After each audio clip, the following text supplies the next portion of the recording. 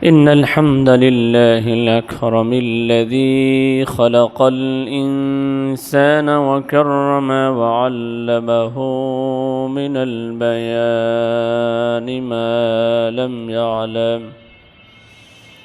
فسبحان الذي لا يحصى امتنانه باللسان ولا بالقلم.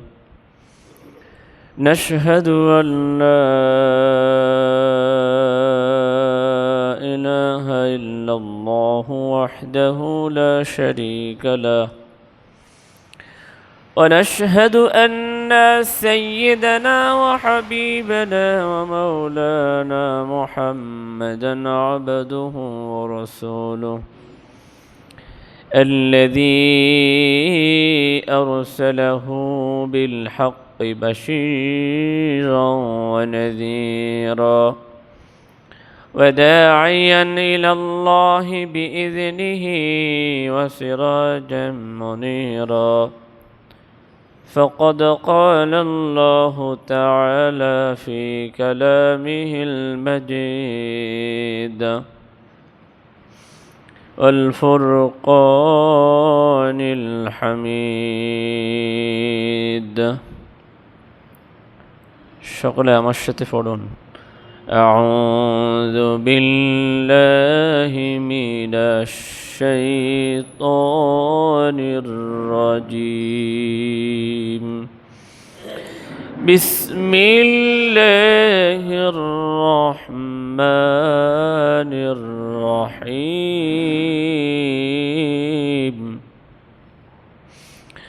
وقال إني ذاهب إلى ربي سيهدين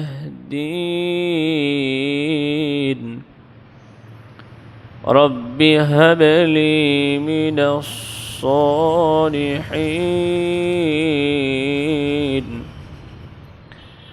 فبشرناه بغلام حليم.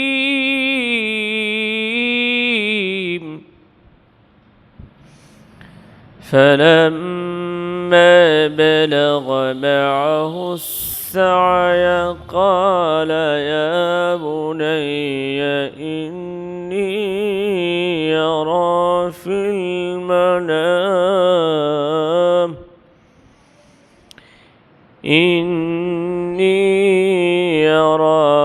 المنام أني أذبحك فانظر ماذا ترى. قال يا أبت افعل ما تؤمر ستجدني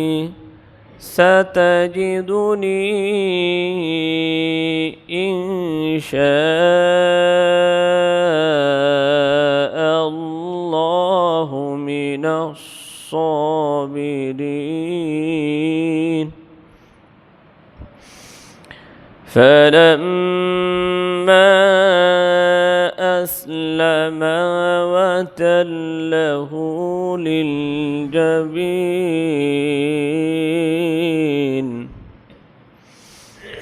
وناديناه أن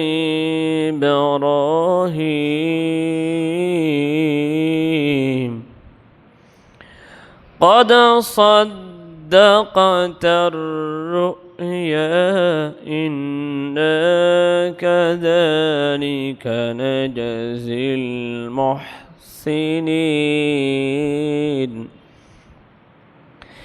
إن هذا لهو البلاء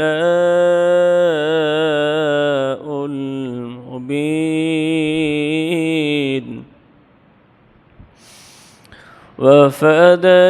وفديناه بذبح عظيم.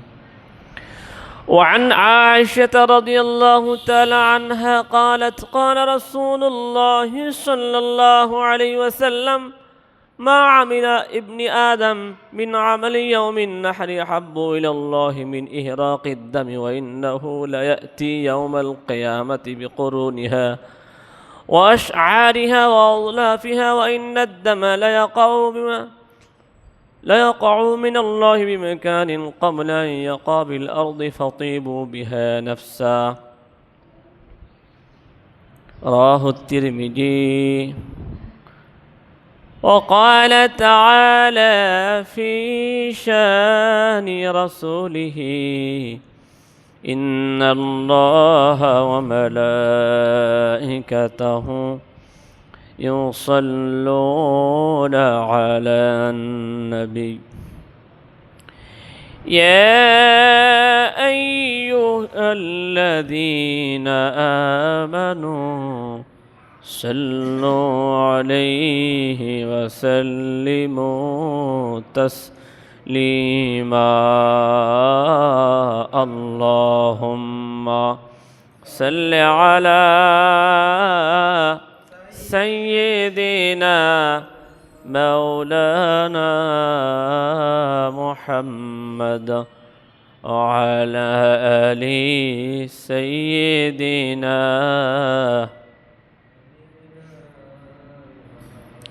अरशेरनी से सिजदाए पड़े अरशेरनी से सिजदाए पड़े कदबेन नबी जारे जार माफ करे दाओ ओगो अल्लाह उम्मत अमर गुनाहगार अल्लाहुम्मा सल्लि अला सय्यिदिना मौलाना मुहम्मद अला आलि सय्यिदिना रसूलिना मुहम्मद बलगल उला बिकमालिहि कशफद दुजा बिजमालिहि हसनत जमीउ खिसालिहि सल्लु अलैहि ওয়ালিহি। সম্মানিত মুসল্লিয়ান کرام, মুরব্বিয়ান کرام, সম্মানিত হাজিউল হারামাইন, প্রাণপ্রিয় যুবক ভাইরা, আসসালামু আলাইকুম ওয়া রাহমাতুল্লাহি ওয়া বারাকাতুহু।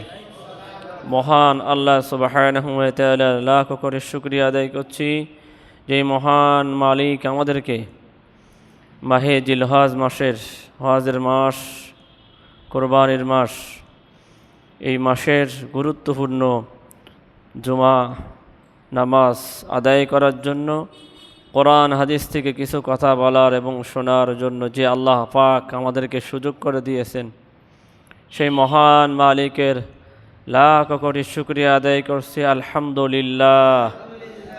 শত কোটি দুরুদ ও সালাম বর্ষিত হোক বিশ্ব মানবতার বন্ধু, বিশ্বের সর্বকালের সর্বশ্রেষ্ঠ মহামানব, আখির জামানার পয়গম্বর, রহমাতুল লিল আলামিন, খাতামুন নবিয়্যিন, সাইয়্যিদুল মুরসালিন, আশরাফুল আম্বিয়া, সিরাজাম মুনীরা, বিশ্বনবী মুহাম্মদুর রাসূলুল্লাহ সাল্লাল্লাহু আলাইহি ওয়াসাল্লাম। স্মরণ করছি আল্লাহর জমিনে আল্লাহর দ্বীনের জন্য যারা শহীদ হয়েছেন, আল্লাহ পাক সকল শহীদদেরকে শাহাদাতের সর্বোচ্চ মর্যাদা দান করুন, আল্লাহুম্মা আমিন। সম্মানিত হাজিরিন, আমাদের আত্মীয় স্বজনদের মধ্য হতে যারা ঈমান নিয়ে চিরগহীন কবরে পাড়ি জমাইছেন, আল্লাহ তাআলা সকলকে জান্নাতবাসী করুন, কবরের আযাব কিয়ামত পর্যন্ত মাফ করে দিন, আমিন। পবিত্র কোরআনুল কারীম সূরাতুস সাফফাত 99 নম্বর আয়াত থেকে 107 নম্বর আয়াতে কারিমা তেলাওয়াত করেছি। এই সূরাটি হলো 38 নম্বর সূরা, 37 নম্বর সূরা। এই সূরাটিতে আয়াত আছে 182টি। আমরা ইব্রাহিম আলাইহিস সালাতু ওয়াস সালামের আল্লাহ পাক যে কয়েকটা পরীক্ষা নিয়েছিলেন, প্রত্যেকটা পরীক্ষা তিনি উত্তীর্ণ হয়েছিলেন। আমরা বেশ কয়েকটা পরীক্ষার কথা গত সপ্তাহে আমরা বলছিলাম। ইব্রাহিম আলাইহিসসালামের পরীক্ষা, পরিবারের পক্ষ থেকে পরীক্ষা, রাষ্ট্রীয়ভাবে পরীক্ষা, সন্তান দিয়ে আল্লাহ তাআলা সন্তানের প্রতি মহব্বত বেশি কি আল্লাহর প্রতি মহব্বত বেশি, তার পরীক্ষা। এভাবে যত পরীক্ষা নিয়েছিলেন প্রত্যেকটা পরীক্ষায় তিনি উত্তীর্ণ হয়েছিলেন। সুবহানাল্লাহ। এজন্য তিনি খলিলুল্লাহ। ইব্রাহিম কি খলিল, আল্লাহর অন্তরঙ্গ বন্ধু, যে বন্ধুত্বের মধ্যে কোনো রকম খাদ নেই, সেই বন্ধুর নাম হলো খলিল। সুবহানাল্লাহ। আল্লাহ রাব্বুল আলামিন বলেন, ইব্রাহিম আলাইহিসসালামকে যখন নমরুদের বাহিনী তাকে আগুনে নিক্ষেপ করলো, আগুনকে আল্লাহ নির্দেশ দিলেন, কুলনা ইয়া নারু কুনি বারদাও ওয়া সালামান আলা ইব্রাহিম। হে আগুন, তুমি আমার ইব্রাহিমের জন্য ঠান্ডা হয়ে যাও, নিরাপদ হয়ে যাও। আগুন যদি সরাসরি শুধু ঠান্ডা হয়ে যেত, ইব্রাহিম নবী অসুস্থ হয়ে যেত। এজন্য আল্লাহ তাআলা সরাসরি আগুনকে নির্দেশ দিলেন। তাফসীরকারগণ বলেন, ইব্রাহিম নবী আগুনে ঝাঁপ দেওয়ার সময় ইতিপূর্বে ফেরেশতারা একের পর এক ইব্রাহিম আলাইহিসসালামকে এসে বললেন, আপনি যদি অর্ডার করেন আমরা আপনাকে সাহায্য করব।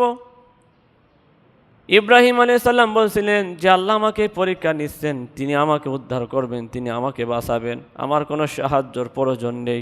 সুবহানাল্লাহ। এই হলো জাতির পিতা। আল্লাহ বলেন, মিল্লাতা আবিকুম ইব্রাহিম হুয়া সাম্মাকুমুল মুসলিমিন। ইব্রাহিম হলো তোমাদের জাতির পিতা, তিনি তোমাদের নাম রেখেছেন মুসলিম। তাহলে আমাদের জাতির পিতাকে আমাদের দেশ এবং আন্তর্জাতিক অঙ্গনে আমরা যেগুলো লক্ষ্য করি, অনেক জায়গায় দেশের কিছু কিছু লোকের নাম জাতির পিতা বানায়, ঠিক কিনা? আসলে তারা কি হওয়ার যোগ্য সেটা তারাও জানে না, ঠিক কিনা? যারা এগুলো বলে তারা আসলে ঈমান নামক শব্দ তাদের জন্য মানান সহিত হতে পারে না, কারণ এটা কোরআনের সাথে সাংঘর্ষিক, ঠিক কিনা? ঈমানের সাথে সাংঘর্ষিক। এই বাংলাদেশ স্বাধীন হলো 1971 সালে। এখান থেকে এই পর্যন্ত কতগুলো ধর্ষণ হলো। গত 2 দিন আগে যে হত্যাকাণ্ড সংঘটিত হলো আপনারা দেখেছেন। রামিসা নামক মেয়ে, মাত্র 7 থেকে 8 বছর বয়স, ঠিক কিনা? এই 8 বছরের মেয়ে ধর্ষিত হলো। আসলে কি ধর্ষিত হলো নাকি?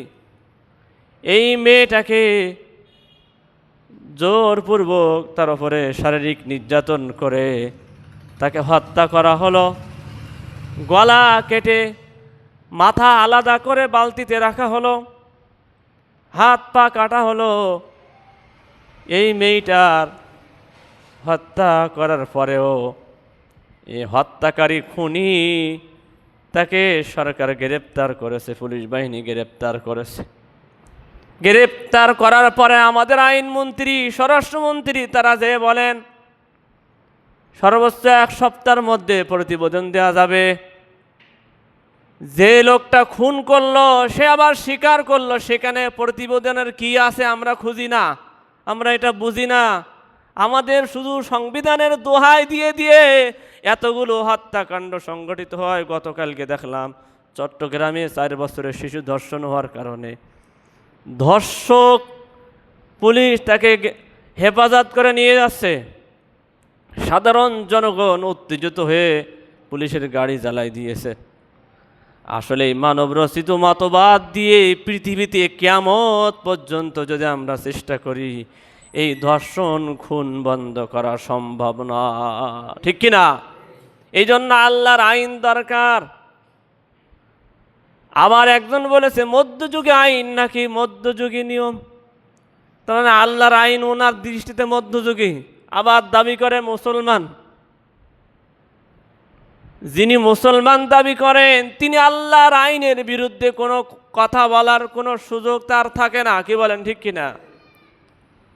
যিনি মুসলমান দাবি করেন তিনি আল্লাহর আইনকে অপছন্দ করতে পারেন না। আমার আল্লাহ বলেন যালিকা বিআন্নাহুম কারিহু মা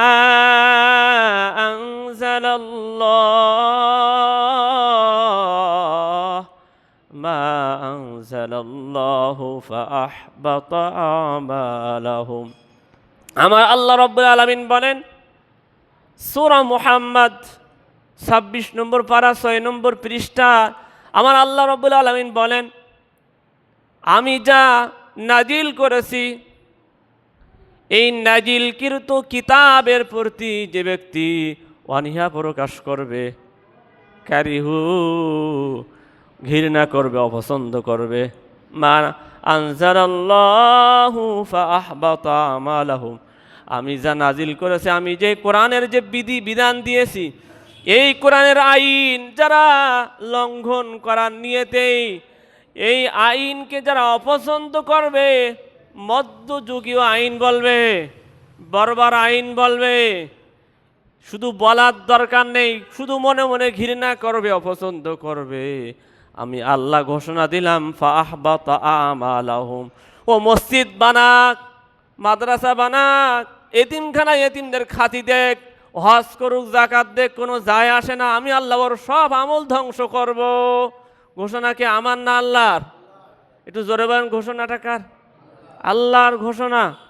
তাহলে এই দেশে যদি এই ধর্ষণকারীদের যদি আল্লাহর আইনে যদি শাস্তি হতো, হত্যাকাণ্ডের কারণে হত্যাকারীকে যদি আল্লাহর আইন অনুযায়ী শাস্তি হতো, যদি সংসদ ভবনের সামনে অথবা জাতীয় মসজিদ বাইতুল মুকাররমের সামনে যদি প্রকাশ্য যেভাবে সে রামিসাকে খুন করেছে গলা কেটে, ওভাবেই যদি ওই খুনিকে ধরে এনে এবং প্রত্যেকটা টিভি চ্যানেলে প্রত্যেকটা চ্যানেলগুলো ওই সাংবাদিকদের সংবাদ দিয়ে যদি এগুলো ঢালাওভাবে প্রচার করা হতো, সমস্ত মানুষ বাড়ি বসেই দেখতো এই হত্যাকারী খুনির শাস্তি কেমন হয়, তাহলে বাংলাদেশে আর অন্তত 50 বছরে একটাও খুন হতো না, ঠিক কিনা? এটাই হলো আল্লাহর আইন।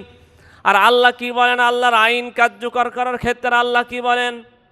আল্লাহ রাব্বুল আলামিন বলেন ওয়ালিয়াশহাদ আযাবাহুমা তাইফাতুম মিনাল মুমিনিন। তোমরা যখন আল্লাহর আইন কার্যকর করবা, ওয়ালিয়াশহাদ তখন উপস্থিত থাকবে, আযাবাহুমা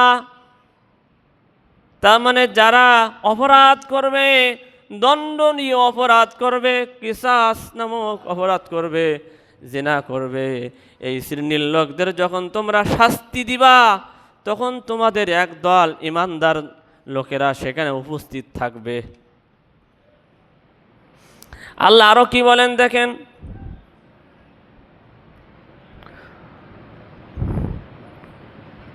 ওয়ালা তাখুযকুম বিহিমা রাফাতুন ফি দীনিল্লাহ, তোমরা যখন অপরাধীদেরকে শাস্তি দেবে, রাফাতুন ফি দীনিল্লাহ, আল্লাহর আইন কার্যকর করার ক্ষেত্রে তোমাদের মনের ভিতর কোনো দয়া লাগবে না, দয়া লাগলে হবে না। ইন কুনতুম তুমিনুনা বিল্লাহি ওয়াল ইয়াউমিল আখির, যদি তোমরা আল্লাহ এবং পরকালে বিশ্বাসী হয়ে থাকো, তাহলে আল্লাহর আইন কার্যকর করার ক্ষেত্রে কোনো দয়া তোমাদের ভিতর কাজ করবে না। সুবহানাল্লাহ বলেন। নির্দেশ কার? বলেন নির্দেশ কার? সূরা নূর, সূরা নূরের 2 নম্বর আয়াতে কারিমায় আল্লাহ বলেন ওয়ালিয়াশহাদ আযাবাহুমা তাইফাতুম মিনাল মুমিনিন, আর ওই দণ্ডবিধি অপরাধ দের শাস্তি যখন দেওয়া হবে তখন তোমাদের মধ্যে একটা দল সেখানে উপস্থিত থাকবে। তাহলে উপস্থিত থাকবে পরকাশ্য দিতে বলেছেন। আমাদের দেশে যত ফাঁসি হয় সব গোপনে হয়, ঠিক কিনা? কি হয়? 50টা খুনের আসামি 10 বছর 20 বছর পরে যেই ফাঁসি হয়। আর যদিও ফাঁসি হয় 100 জনের মধ্যে হয়তো একজন, আর 99 জন খুনি খালাস পেয়ে যায় অথবা যাবজ্জীবন হয়, ঠিক কিনা? বাস্তব কথা নয় না? আমরা তো জেলখানায় যে দেখেছি কত খুনিরা 30 বছর জেলখানায় আছে।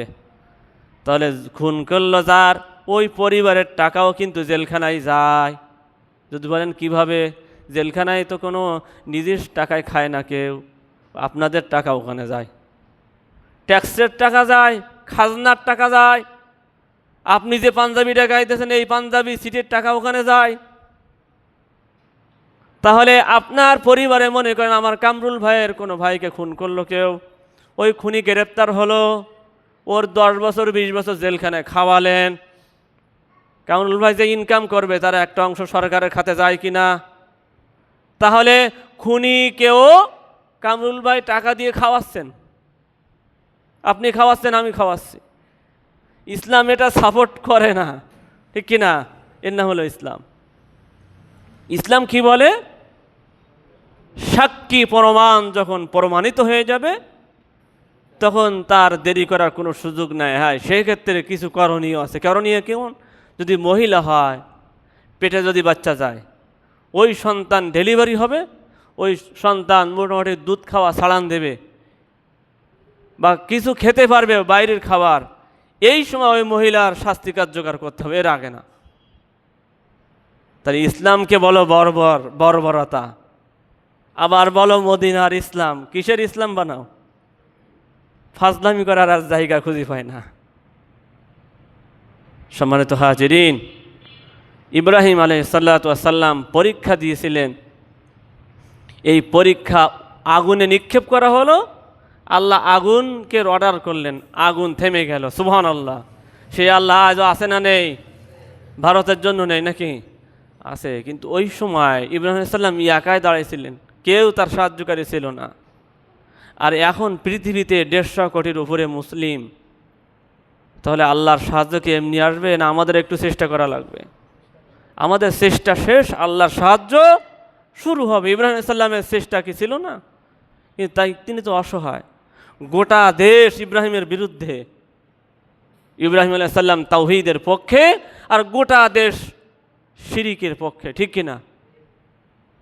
তবুও তিনি তাওহীদ থেকে এক চুল পরিমাণ নড়ে যাননি।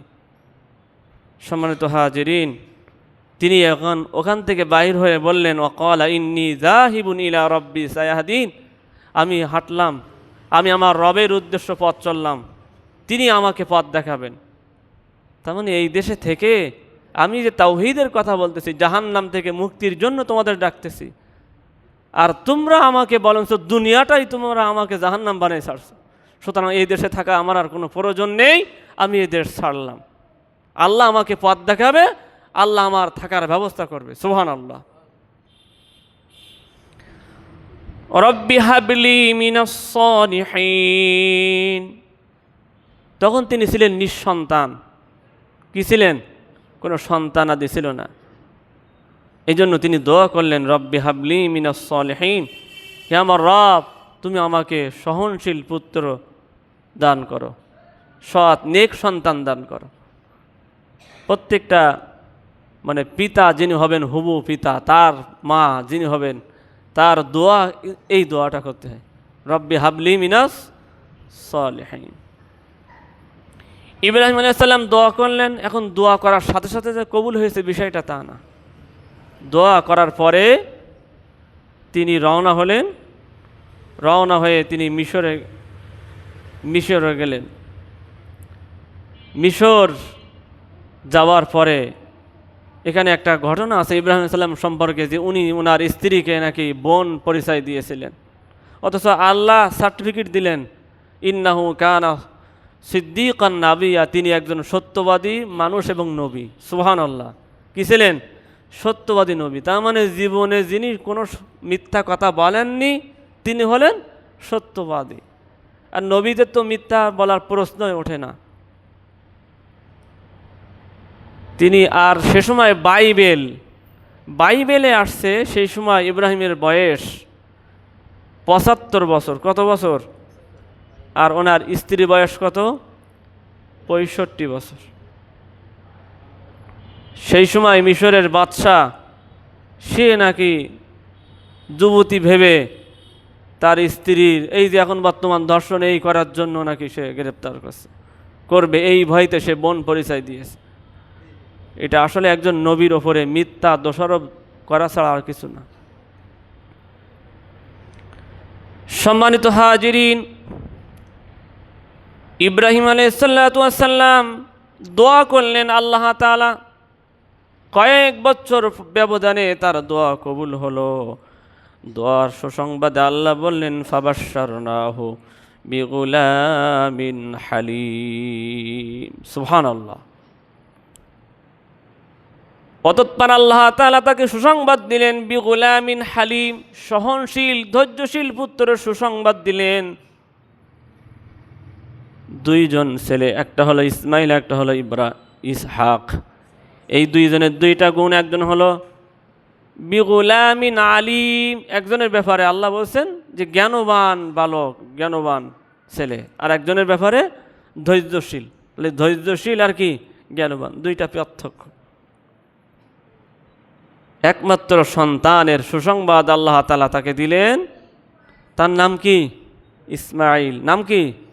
ইসমাইল। আল্লাহ তাআলা কুরআনুল কারীমের সূরা ইব্রাহিম আল্লাহ বলেন, আলহামদুলিল্লাহিল্লাযী ওয়াহাবা লি আলাল কিবারি ইসমাঈল ওয়া ইসহাক। সকল প্রশংসা সেই আল্লাহ তাআলার জন্য যিনি আমাকে বৃদ্ধ বয়সে, বুড়ো বয়সে ইসমাইল এবং ইসহাক দান করেছেন। সুবহানাল্লাহ। তাহলে কোন বয়সে দিয়েছেন? বুড়ো বয়সে।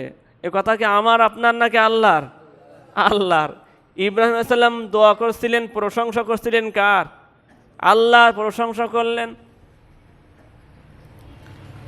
বাইবেলের ভিতর আসছে ইব্রাহিমের যখন প্রথম সন্তান হয় বয়স 86 বছর। কত বছর বয়স? 86 বছর। আর ইসহাক যখন হয়েছিলেন বয়স প্রায় 100 বছর। কত বছর? 100 বছর। এটা বাইবেলের বর্ণনা। ইব্রাহিম আলাইহিস সালাম যখন সন্তান হলো, সন্তান হওয়ার পরে নিজের কাছে রাখার সুযোগ নেই, নির্দেশ হলো সন্তানকে নিয়ে যেতে হবে সিরিয়ার থেকে। কোথায়? সিরিয়ার থেকে রওনা হয়ে একেবারে মরুভূমি, মরুপ্রান্তরে যেতে হবে, যেখানে কোনো ঘর বাড়ি নেই। বর্তমান খানা কাবা, জমজম কূপ যেখানে, সেখানে অবস্থান করতে হবে। কোনো গাছপালা তরুলতা কিছুই ছিল না।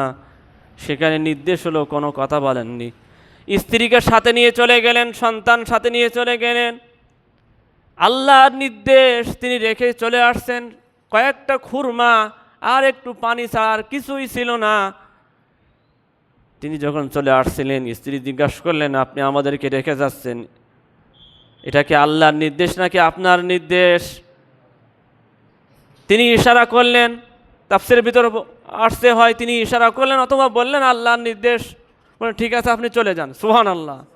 স্ত্রী কেমন যে আল্লাহ আমাদেরকে এই মরুভূমিতে রাখার নির্দেশ দিয়েছেন, সেই আল্লাহ আমাদের হেফাজত করবে। সুবহানাল্লাহ। এই ইসমাইল কেমন নবী ছিলেন?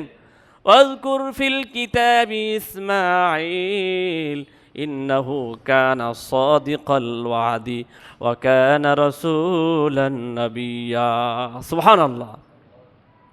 এই কিতাবে ইসমাইলের কথা বর্ণনা করো, বলে দাও, মানুষদেরকে শোনাও। ইন্নাহু কানা সাদিকাল ওয়াদ, তিনি ছিলেন একজন সত্যবাদী, ওয়াদা পালনকারী। সুবহানাল্লাহ। ওয়াদার ব্যাপারে তিনি খুব সততার পরিচয় দিতেন। অথচ আমরা সেই ইসমাইলকে কেন্দ্র করে ইব্রাহিমের বড় সুন্নাত পালন করব, যেটা আমাদের উপর ওয়াজিব, সবার ওপর না। সেই কুরবানি আর মাত্র কয়েকদিন পরে। আমরা সামান্য কুরবানির টাকাও খরচ করতে চাই না, এরকম লোক আছে না নেই? আমার রাসূল বলেন, মান ওয়াজাদা সাআতান ওয়া লাম ইউদাহি ফালা ইয়াকরাবান্না মুসাল্লানা। যে ব্যক্তি সামর্থ্যবান হওয়ার পরেও কুরবানি করে না, বা সামর্থ্যবান হওয়ার পরেও কুরবানিতে অংশীদার হবে না, ফালা ইয়াকরাবান্না মুসাল্লানা, রাসূল বলেন সেজন্য আমার ঈদগাহে না আসে। তার মানে ঈদের ময়দান তার জন্য না। যার সামর্থ্য আছে কুরবানি করে না, তার জন্য ঈদ না। কথা কি আমার না আমার রাসূলের কথা? ইব্রাহিম তার নিজের সন্তানকে কুরবানি করলেন। আমরা 15-20 হাজার টাকা এতটুকু কুরবানি করতে পারি না, এরকম লোক সমাজে আছে না নেই? যত অজুহাত কুরবানির সময় আর রোজার সময়, রোজা রাখতে অসুবিধা আর কুরবানি করতে অসুবিধা। এই শ্রেণীর লোকেরা আসলে ইমানদার পরিচয় দেয়া এনাদের জন্য মানায় না, সাজে না। আবার এমন লোক আছে নামাজ পড়ে না, কুরবানির বড় গরুটা তার জন্য বাজেট, এরকম লোক আছে না নেই? অথচ আল্লাহ ঘোষণা দিয়েছেন ফাসাল্লি লিরাব্বিকা ওয়ানহার, নবী তোমার রবের জন্য নামাজ পড়ুন এবং কুরবানি করুন। তাই নামাজ আগে না কুরবানি আগে? শুধু তাই না, কুরবানির দিন যদি নামাজ বাদ দিয়ে আগে যদি কেউ কুরবানি করে, সামান্য সময় নামাজ পড়তে যদি 10 মিনিট সময় লাগে, ওই 10 মিনিট আগে যদি 1 মিনিট আগেও কুরবানি করে, হাদিস অসংখ্য হাদিস পড়ে দেখলাম, প্রত্যেকটা হাদিসে আল্লাহ রসুলের নির্দেশ, যদি কেউ নামাজের আগে কুরবানি করে তাহলে তার পুনরায় আবার গরু বা পশু ক্রয় করে কুরবানি করা লাগবে, আর নাইতে তার কুরবানি হবে না। সুবহানাল্লাহ বললেন না? তাহলে এই যে এখানে শিক্ষা হলো এই, আপনার আগে নামাজ থাকা লাগবে। সেজন্য আল্লাহ বছরে একবার আপনাকে আগে প্রশিক্ষণ দিলেন, আগে নামাজ তারপর কুরবানি। আয়াত তাই ফাসাল্লি লিরাব্বিকা ওয়ানহার। এরপর আল্লাহ কি বলেন আমার নবীর ওপর যে নির্দেশ, কুলিন্না সালাতি ওয়া নুসুকি ওয়া মাহইয়ায়া ওয়া মামাতি লিল্লাহি রাব্বিল আলামিন। নবী বলে দাও নিশ্চয় আমার নামাজ, অনুসুকি আমার কুরবানি। তাহলে এখানে আগে কি? একটু কথা বলেন, আগে কি? তাহলে যিনি নামাজ পড়েন না কুরবানি করেন, তাহলে তার কি আসলে কুরবানি ওয়াজিব আদায় হচ্ছে? কিন্তু ওয়াজিব ফরজ অহরহ বাদ যাচ্ছে। এরকম লোক আমাদের সমাজে আছে না নেই? যে লোকটা বড় গরু কিনলো অথবা বড় ছাগল কিনলো, খোঁজ নিয়ে দেখা যাবে ওই লোকটা 1 বছরের মধ্যে অন্তত 100 দিন নামাজই পড়েনি। এরকম লোক আছে না নেই? আপনাদের এলাকায় নেই, যার জন্য চুপ আছেন। এইরকম যদি হয় তাহলে গোশ খাওয়াটা হবে ঠিকই, কুরবানির হক আদায় হবে না।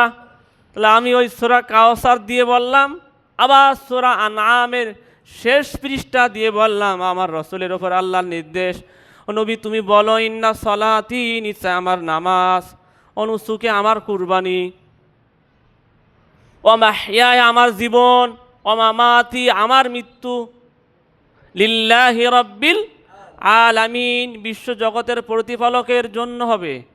তাহলে এই যে কুরবানি করব মানে কি, আপনার আমার জীবনের যত পশুত্ব আছে সকল পশুত্ব কুরবানি করার নাম হলো কুরবানি, ত্যাগ। সম্মানিত হাজিরিন, ইব্রাহিম আলাইহিস সালাম কি করলেন? এই সন্তান যখন নিজের সাথে ফালাম্মা বালাগা মাহুস সায়া ক্বালা ইয়া বুনাইয়া ইন্নী আরা ফিল মানাম, এই সন্তান যখন নিজের সাথে চলাফেরার মতো বয়স হয়ে গেল, একটু ছোটোখাটো কাজ করতে পারে এরকম বয়স হয়ে গেল, এরকম বললেই বোঝা যায় ওই রামিসার মতন। রামিসাকে ভুলে যাব, আসিয়াকে ভুলে যাব, কারণ আমাদের দেশে আসলেই ধর্ষণের কোনো বিচার নেই, এগুলো ফালতু বিচার। বিচার হয় ধর্ষণ করে খুন করে, বিচার হয় 10 বছর পরে ফাঁসি হবে, তার নিশ্চয়তা নেই। এই জন্য রামিসার বাবা বলছিলেন আমার কারোর কোনো বিচার করার দরকার নেই, আমি কারোর কাছে কিছু চাই না, কারণ এই দেশ আমার কিছু দিতে পারবে না, না সরকারের কাছে না প্রশাসনের কাছে। আজও পর্যন্ত একটাও বিচার হয়েছে কিনা প্রশ্ন করছিলেন রামিসার বাবা। কথা বলেন ঠিক কিনা? আসলেই তো বিচার হয় না, বরঞ্চ ধর্ষক খুনি জামাই আদরে জেলখানায় থাকে, তার তো 10 দিন রিমান্ডের কোনো প্রয়োজন নেই। বরঞ্চ 24 ঘন্টার ভিতরে গোটা দেশবাসী তার জন্য ফাঁসি চায় অথবা তার প্রকাশ্য ওইভাবে গলা কেটে হত্যা করুক। এটা প্রত্যেকটা মানুষের প্রাণের দাবি। কথা বলেন ঠিক কিনা? আপনাদের দাবি কিনা? কোনো দয়া মায়া কিছু লাগবে না এই জায়গায়।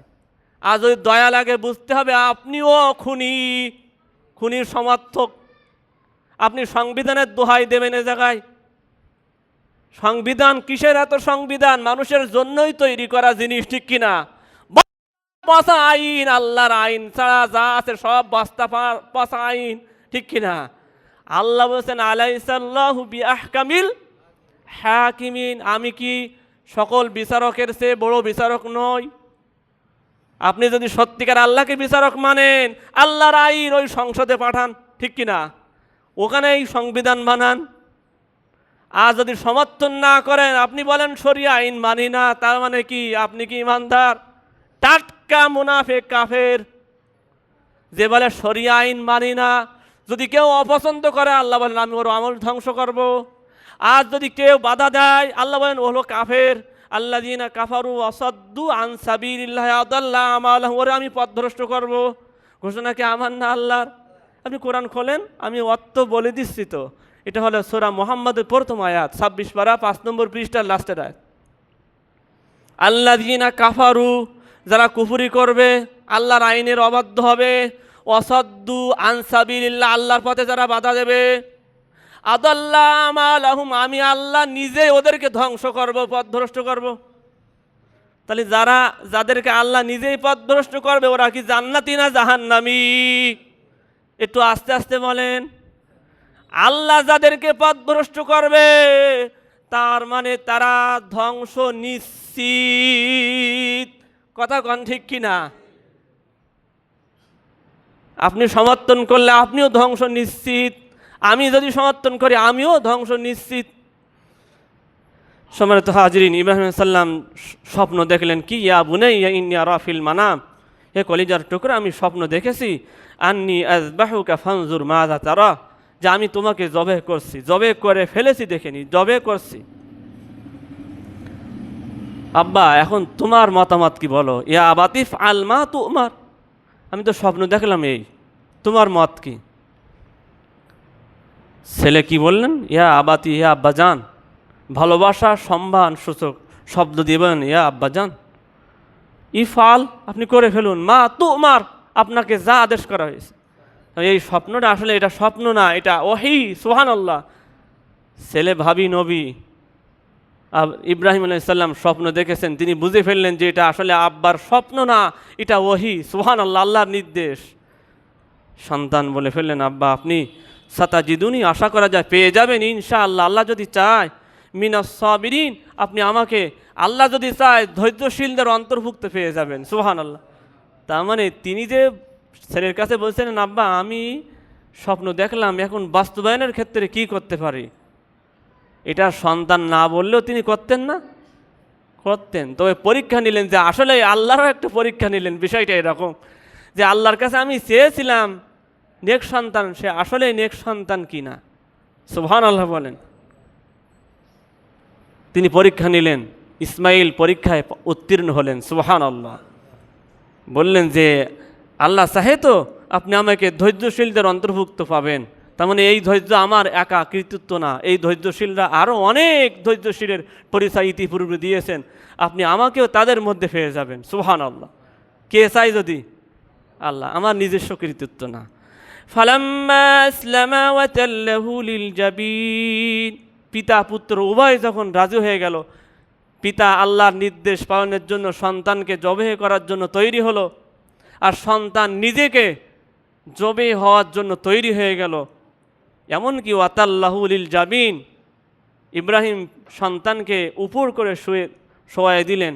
এই যে ঘটনা, এই সময় তিনি কি বলছিলেন? আব্বা আপনি আমার এই জামাটা খুলে ফেলুন, আপনার জামাটা খুলে ফেলুন, কারণ আপনি যখন জবাই করবেন সে সময় আমার এই রক্তের ছিটাফোঁটা আপনার গায়ে লাগতে পারে, আপনার জামায় লাগবে।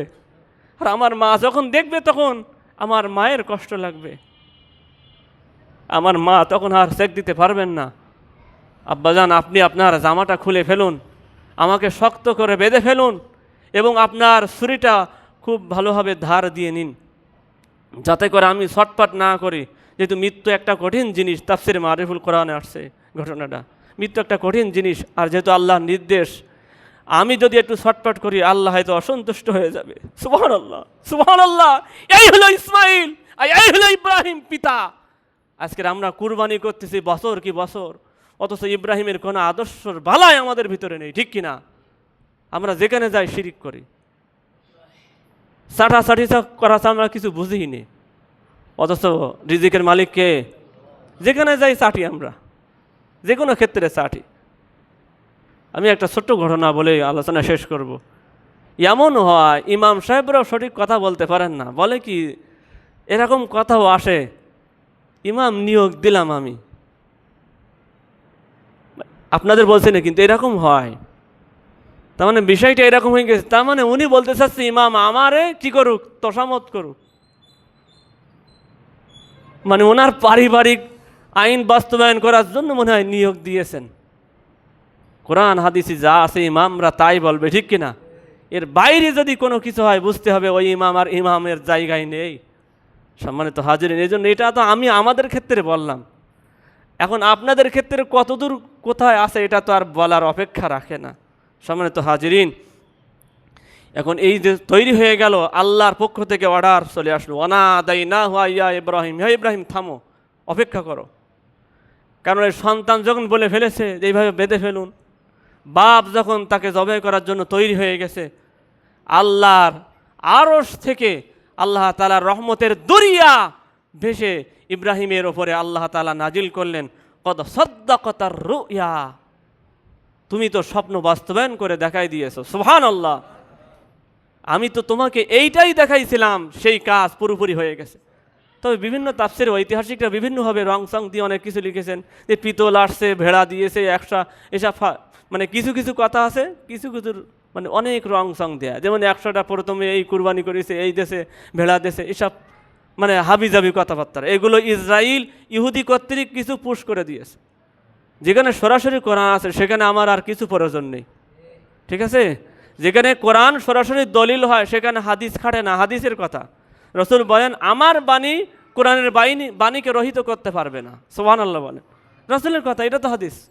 সম্মানিত হাজিরিন, এই জন্য আসুন আমরা যেহেতু কুরবানি করব, রাসূল বলেন যে কুরবানির যে ফজিলাত, আমি তো আগে বলেছি কুরবানির যারা সমর্থবান আছে তারা কুরবানি না করলে কি হয়, আর এবার বলছি যে সমর্থন হওয়ার পরে কুরবানি যারা করি তাদের ব্যাপারে রাসূলের যে সুসংবাদ, রাসূল করিম সাল্লাল্লাহু আলাইহি সাল্লাম বলেন, মা আমিলা ইবনে আদম, আদম সন্তানের আমলের মধ্যে ইয়াউমুন নাহার, যে যে কুরবানির দিনগুলো, একটা হলো ইয়াউম আরাফা, 8 তারিখ হলো ইয়াউম আরাফা, আর রোজাটা হচ্ছে আমাদের দেশে সাধারণত আমরা 9 তারিখে পালন করি, আর সবচেয়ে ভালো হয় 8 এবং 9 দুইটা পালন করা। তার মানে এই যে মঙ্গলবার এবং বুধবার দুইটা রোজা রাখা সবচেয়ে ভালো হয়, এটাকে বলা হয় ইয়াউম আরাফা।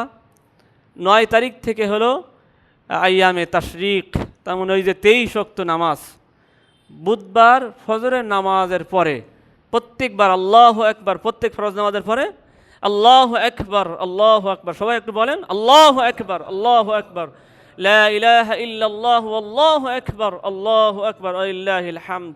এই দোয়াটা একবার পড়া ওয়াজিব, একবার পড়া কি ওয়াজিব। এর যদি অধিক কেউ পড়ে পড়ুক, সওয়াব হবে গুনাহ হবে কোনোটাই বলবো না, তবে একবার পড়তে হবে, এটা ওয়াজিব।